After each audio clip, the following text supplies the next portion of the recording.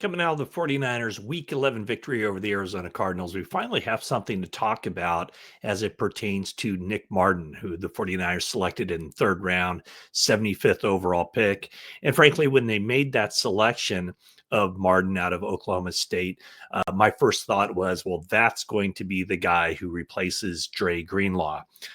It hasn't worked out that way as far as him being able to win that job. I think D Winters had a really good offseason program, had a very good training camp, and basically from week one of training camp, kind of took that position over and won it. And I think has played pretty well. D Winters leads the 49ers in tackles with 77 on the season. And so, I always look at whenever a rookie, a guy is drafted and he doesn't immediately win a starting job, the first thought is that a disappointment? But the next thing I look to is that how's the player playing who is ahead of him on the depth chart? And so from that standpoint, I would say that it's not like alarm bells ringing or anything of that nature that Nick Martin hasn't been able to get out there and make much of an impact. He was inactive for, I think it was the first 6 games of the season.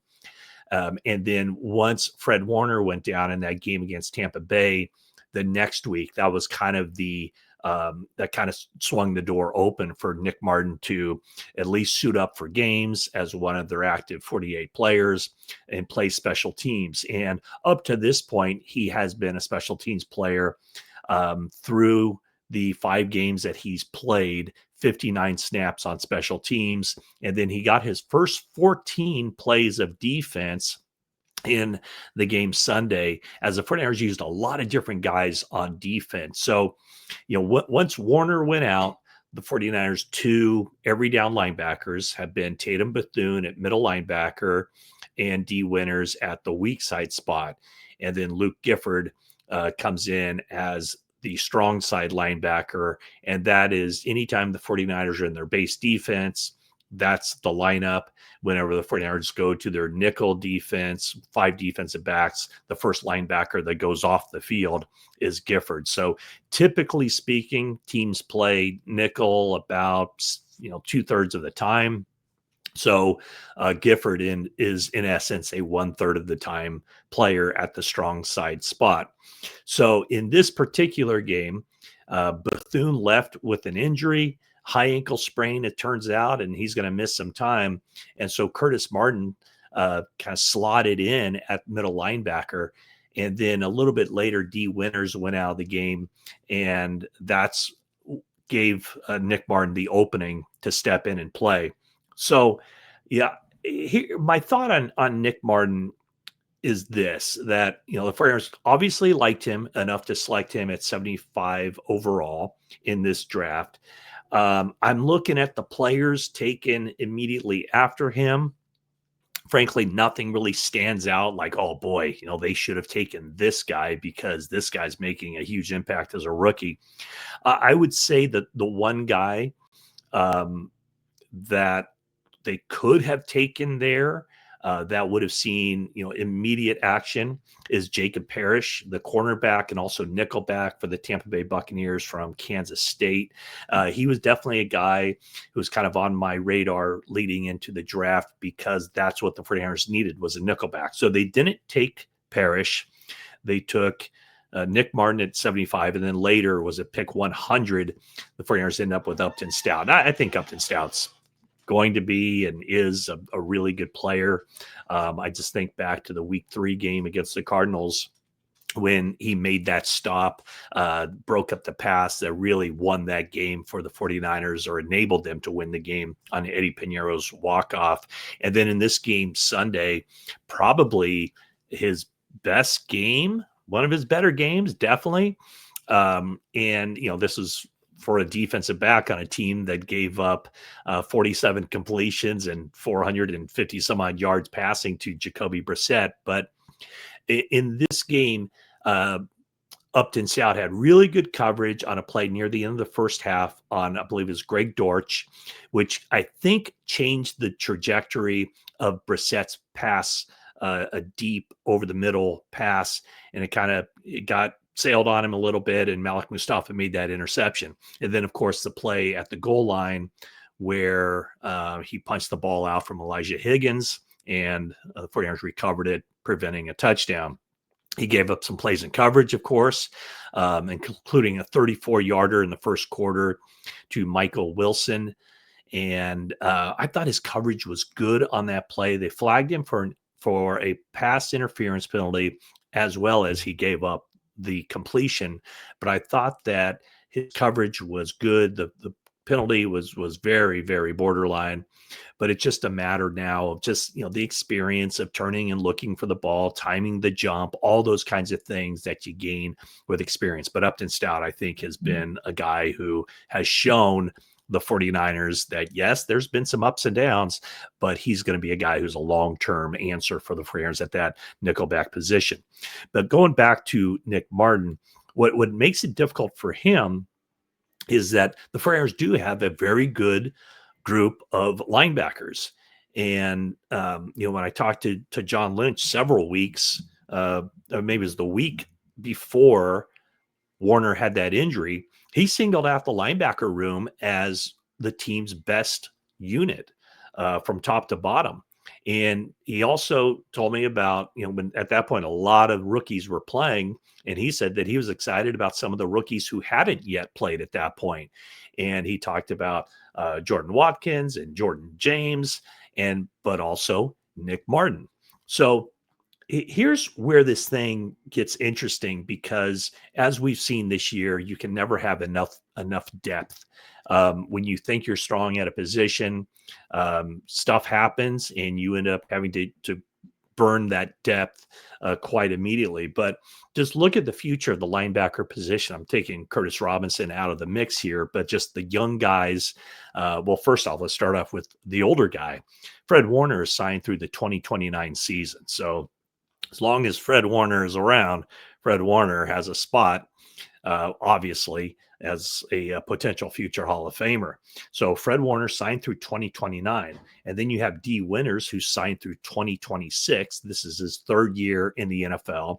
So you would assume he would be a starter next season, and that, again, unless Nick Martin leapfrogs D. Winters, which is going to be a difficult thing to do, you would think that next year the two every down linebackers for the 49ers would be Fred Warner and D. Winters. And then behind Warner is Tatum Bethune, who is signed through 2027.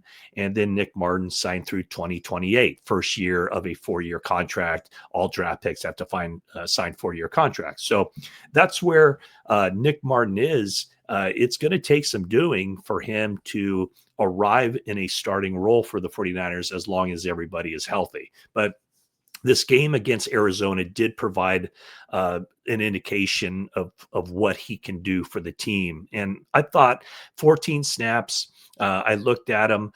At that point in the game, the 49ers were playing soft coverage, so he was clearly instructed to give up the play in front of him. And so there were a couple passes completed on him, a running back, stuff underneath that would prevent the Cardinals from a quick strike touchdown as they were up against the clock, and the 49ers had a big lead in that game. The first thing that stood out was a 2-point conversion attempt by the Cardinals, where he was lined up. Nick Martin was lined up on the defense's left side. So the weak side was the left side. The offense, their strong side was their left side. And it was a direct snap, a wildcat type of play to Bam Knight, who took it around the left side. And at that point, Luke Gifford kind of had him wrapped up, but didn't quite finish the tackle. Nick Martin showed his ability to run, his 4.53 speed to get over to the sideline and kind of clean up that tackle. So that was one play that stood out. And then there were back-to-back plays where Martin made open field tackles. which I thought were both kind of impressive plays. Just kind of showed some sticky hands to wrap up and hold on to these guys. One was against Michael Carter, an open field tackle. And then the very next play, Greg Dortch, the slot receiver, also an open field tackle to trip him up. So, all in all, I thought Nick Martin showed some good signs. And I mean, I see why the 49ers liked him. Now I just wonder, what is his avenue to get on the field? With D Winters, he didn't play much as a rookie. His second year, he got out there a lot after the injuries to Dre Greenlaw, and he was up and down. And then this year, his third year in the league, I think he's kind of solidified that spot, his starting role. And that is the position that Nick Martin plays. So I think that what the 49ers were doing in selecting Nick Martin at 75 overall was, they weren't sure if D Winters would be able to take that next step. And so, the depth, the potential to have a starter, the potential for there to be competition there. I think those are all the things that lined up for why the 49ers selected him at 75 overall. I just recall looking back at that first preseason game that the 49ers played, and Nick Martin had a really rough game against the Denver Broncos. And he was a guy that kind of stood out for all the wrong reasons in that game. And when I went up to his locker after the game, he was already on his iPad watching film and looking at the mistakes he made. And when I went over there and asked him if he had a second, he stood up off of his stool. He looked me in the eye and he said all the right things. And that's one of the things that I walked away from that interaction of 4 or 5 minutes, whatever it was, thinking like, oh man, he gets it. It's a job. He was serious about it. He was very intent on cleaning things up and looking at where his mistakes were made, whether it was angles or being out of position or whatever else. His approach to tackling at that point. And so you can always kind of tell what a guy is made of by how they react in adversity. And that was adversity being a preseason game, his first game suiting up with the 49ers and having some struggles. And I did think that for the rest of the preseason, he did make strides. He did look better, not to the point where he would just jump over D Winters for a starting role, but I think putting himself in a position to be a quality backup, somebody that the 49ers could have faith in and trust in if he ever got his chance. So, yeah, I would say when draft night came, the second day of the draft, when the 49ers selected Nick Martin, I expected him to be a starter. He is not a starter.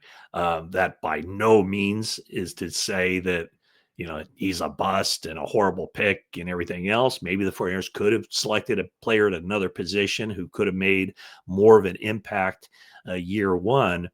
But getting his feet wet in the NFL, getting those 14 snaps against the Cardinals at least gave him an opportunity, and maybe give the 49ers an opportunity to see what he could do, how he'd fit in, and what the 49ers are getting for that time down the road when he either wins a starting job or is called upon to step up in a backup role after the starter goes down. So that's my quick take on Nick Martin, a guy who's an aggressive player, I think a good tackler, and somebody who, with his speed and agility, has a chance to be pretty good in coverage as well. So thank you so much for watching this video, and that is it for now.